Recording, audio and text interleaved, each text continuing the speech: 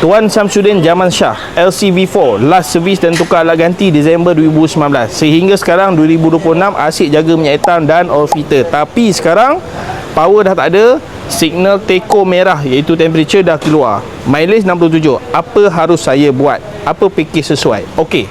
Pertama, teko merah melambangkan temperature. Temperature adalah benda yang paling penting dalam enjin kita. Kedua, bila sebut masalah temperature, dia tak ada package. Dia kena lalu one by one. Apa dia? Pertama, check coolant. Kedua, check cap radiator. Ketiga, check radiator. Keempat, check hose radiator. Kelima, check thermosensor. Keenam, check thermostat. Ketujuh, check wiring. Ke-8 cek, baru cek enjin. So, untuk package saya tak boleh rekomenkan untuk abang. Saya hanya boleh rekomen pada abang one by one, iaitu buat diagnostik, iaitu cari punca dulu. Benda tu takes time sikit lah.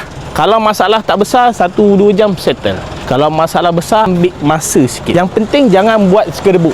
Sebab yang rugi nanti abang, enjin selesai tapi temperature tak selesai. Kita pun tak aman nak bawa. Tak sedap hati. Enjin yang elok pun boleh barai disebabkan temperature. Kalau abang nak, book slot abang, kita diagnose dulu, cari punca, dah dapat punca, InsyaAllah boleh settlekan masalah abang. Standard kilang saja je abang. Modi jangan datang. Bye-bye.